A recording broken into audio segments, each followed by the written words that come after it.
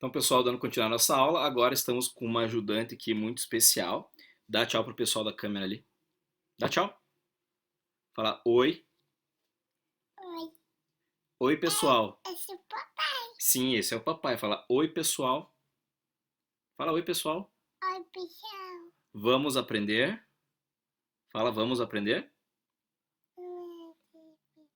Aprender direito penal.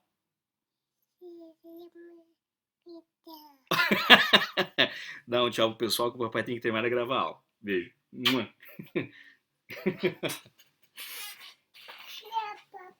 Tchau, filha. Então, continuando, pessoal, os nossos comentários, a gente tem aqui o sexto item, perante que eu estava falando para vocês, que é sobre sentimentos. Eu vou postar depois para vocês um material auxiliar para complementação, porque esse é um dos assuntos mais densos que tem sido enfrentados nos últimos anos, principalmente na Alemanha. A professora Tatiana Horley tem sido uma grande autora sobre a tese de habilitação dela, como professora foi sobre esse assunto, sobre tutela penal de sentimentos em matéria penal. E nós aqui não temos muita reflexão sobre o assunto. Nós vamos ter 5 crimes no Código Penal que tentam tutelar sentimentos. O 208 são crimes contra o sentimento religioso. Do 209 ao 212 são os crimes contra o sentimento de respeito aos mortos. Quero deixar bem claro para vocês vão ler o texto e vão entender. A ideia da nossa videoaula ela sirva muito mais como um suporte para induzi-los à leitura do que propriamente uma exposição perfeita. No 208 nós temos ali uma proteção contra, na verdade não é uma proteção de sentimentos, é uma proteção de liberdades fundamentais, né? Uma liberdade de crença, que é um direito fundamental da primeira geração. E no 209 ao 212, o que nós temos ali não é o crimes contra sentimento e respeito aos mortos, não é isso. O que nós temos ali são uma tutela de valores fundamentais contra o próprio indivíduo, ou seja, que é a tua própria dignidade que é atingida naquelas condutas. Você é vivo que se permanece essa condição quando morre. Então depois vocês leem o material e as dúvidas vão jogando para nós aqui no nosso fórum. Próximo item então que nós vamos ter, o sétimo item, são as chamadas leis simbólicas. O que são as chamadas leis simbólicas?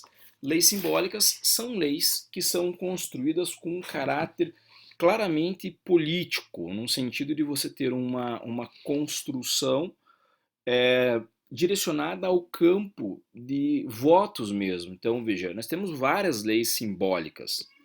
Depois eu vou postar para vocês também um outro texto também de minha autoria, no qual eu trabalhei com uma análise de algumas leis simbólicas. O simbolismo ele é uma característica inegável do direito penal. O que quero dizer? O simbolismo são os impactos que o direito penal produz sobre a sociedade, que pode ser positivo ou negativo. Né? Ali no meu trabalho eu vou colocar para vocês também um outro texto do José Dias Ripollet, que é um baita de um texto no qual o professor espanhol vai trabalhar com a ideia de como o simbolismo pode vir a ser positivo. Ou seja, o que vem a ser esse simbolismo? Então, é mais ou menos uma alegoria bastante simplista que nós podemos fazer, que seria a seguinte: o simbolismo equivale a você ter muita fome e ao invés de você comer um prato saudável, com carne, um carboidrato, legumes, vegetais, você vai lá e se entope de porcaria. Come só porcaria, milkshake, hambúrguer. Essas coisas, assim como o prato saudável, também matam a fome. Só que matam detonando a saúde. O que eu quero dizer para vocês? Isso que é o simbolismo. O simbolismo ele mata a nossa fome, o nosso desejo de ter normas penais, mas não resolve o nosso problema real sobre a matéria penal. Então, um clássico exemplo de lei simbólica que nós temos é a lei de crimes hediondos. Porra, a lei de crimes hediondos é um baita de um problema simbólico que nós temos. Ela foi criada direcionada a satisfazer um interesse punitivo social.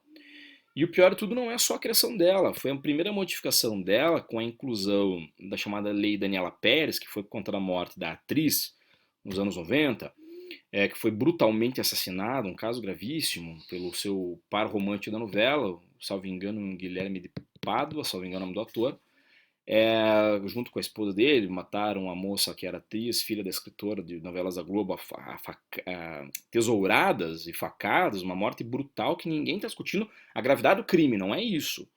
O que eu estou dizendo para vocês é o fato de que não dá para a gente utilizar um episódio com grande mídia para fazer modificação legislativa. Isso que nós chamamos de efeito simbólico. Né? É claro que o direito penal tem seu efeito simbólico tradicional. A sociedade espera algo do direito penal, mas também não pode esperar essa construção simplesmente punitivista e simplesmente, como dizer para você assim, simplesmente algo que faça com que tenha essa produção negativa sobre o assunto. Essas são as leis simbólicas. As leis simbólicas não detêm verdadeiros bens jurídicos, né? Então a lei Carolina Dickmann ela vem a incluir nos crimes hediondos, além do homicídio qualificado, as discussões sobre regime fechado, sobre permanecer integralmente, não ter concessão de pressão de regime, etc. Tudo que foi revisto já pelo STF em diversas situações de análise a partir do ano 2009 e 2008, são os primeiros precedentes que começam a modificar duramente a compreensão da lei de crimes hediondos, e que demonstram claramente que leis simbólicas não têm um efeito prático. Né? A própria lei Carolina Dickmann, que vai modificar o delito de constrangimento, vai colocar cláusulas de invasão a dispositivos eletrônicos quando vocês talvez não se recordem, mas o relator do projeto, quando é chamado em nota na Globo, se procurar no YouTube vocês encontram esse vídeo, ele vai dizer que a lei foi aprovada para tentar punir os autores do crime contra ela. Não, a lei penal não retroage.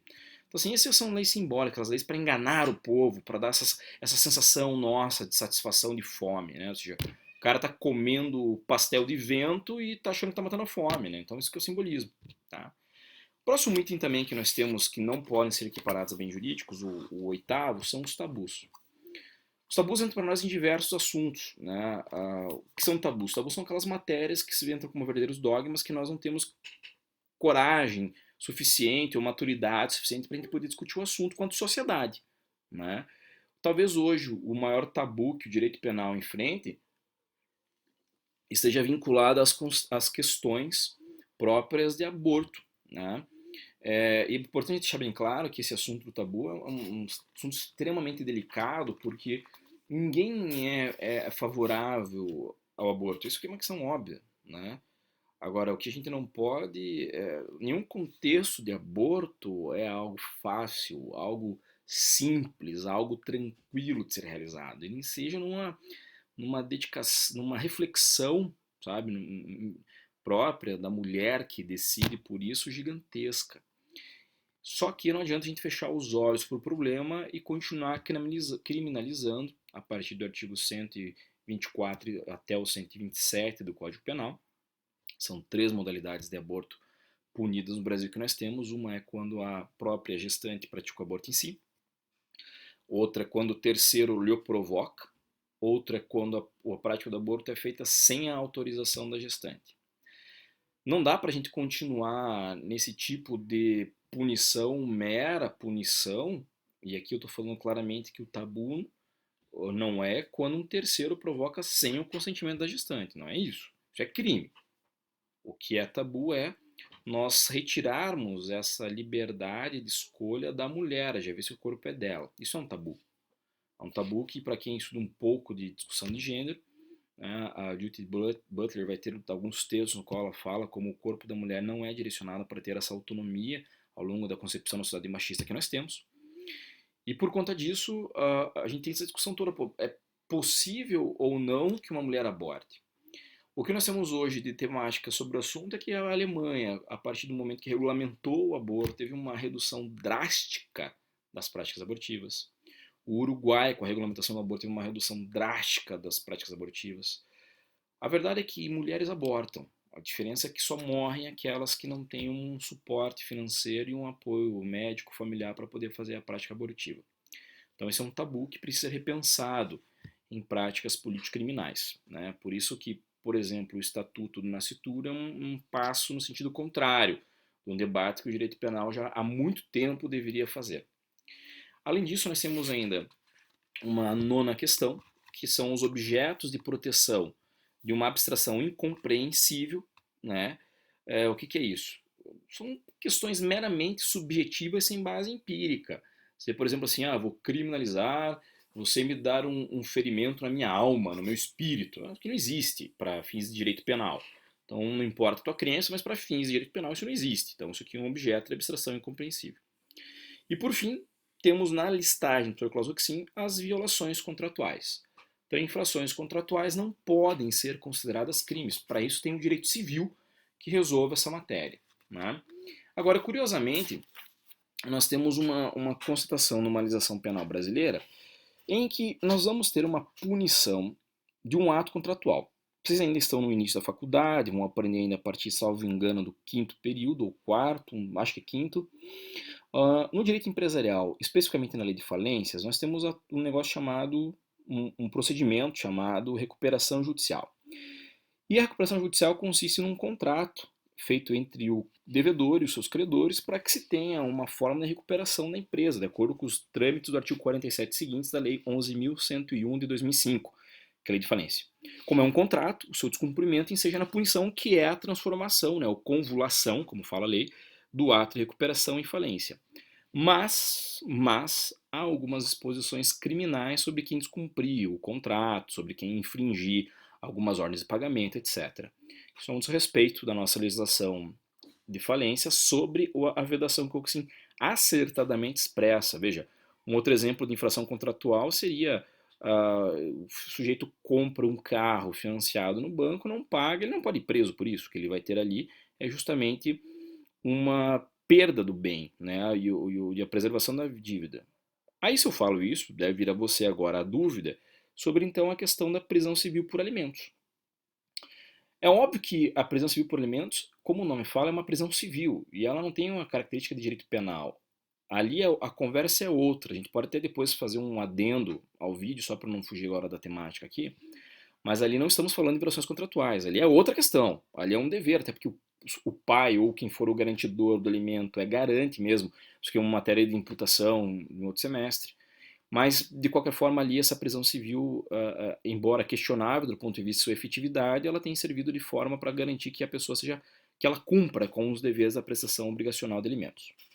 E além dessas 10 vedações que o professor Roxinha apresenta, tem uma 11ª, que ela é estruturada pelo professor Juarez Tavares, que é um autor brasileiro, professor titular da UERJ, que ele vai dizer que as atividades estatais, os fins estatais não podem ser considerados bens jurídicos. Ele vai ter um trabalho crítico sobre alguns delitos, como, por exemplo, a arrecadação fiscal em crimes tributários, a questão de chamada segurança no trânsito para fins de crimes de trânsito, etc. Tudo isso vocês vão encontrar nos materiais que a gente está fornecendo para vocês. E para a gente encerrar a nossa aula, o nosso tópico de bem jurídico, eu gostaria de deixar para vocês aqui uma última observação, que o Roxin, ao longo do trabalho dele, também vai apresentar 3 situações de excepcionalidade, ou seja, 3 situações que são crimes, diz ele, mas que não há lesão a bem jurídico. A primeira delas são lesões ao meio ambiente. O professor Roxin entende que meio ambiente não é bem jurídico, seja na expressão flora ou fauna, né? Aqui eu discordo, eu entendo que há possibilidade de discutir sim isso enquanto uma matéria bem jurídico, mas seguindo a orientação desse autor, que é o que nós estamos apresentando para vocês, não seria bem jurídico flora e fauna, mas existiria a necessária tutela penal para preservar o que ele chama de nossos irmãos distantes, né, os animais. E a flora por uma questão de habitabilidade do planeta. Além disso, ele vai dizer ainda que nós não temos bens jurídicos quando se fala de proteção de fetos e embriões, nessa questão de bioética, eu fiz comentários a vocês antes. Mas ele vai dizer que ali não há bem jurídico porque são possíveis sujeitos de direito. Por isso, então, que ali a situação seria outra. E, por fim, ele ainda vai relatar para nós uma última alocação de que de que as preservações das futuras gerações também não são um bem jurídico, porque são valores aí que nós temos um dever para com as futuras gerações que vão vir a habitar o planeta e que por conta disso nós, embora não tenhamos como definir isso enquanto bem jurídico, há um dever nosso enquanto dever humano, até por conta da matriz que ele utiliza partindo no modelo de Estado social de direito.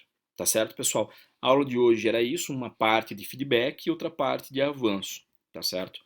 Na próxima aula a gente vai fechar esse ponto introito de aspectos de controle social e política criminal, e daí passamos às escolas penais. Um grande abraço e até a próxima.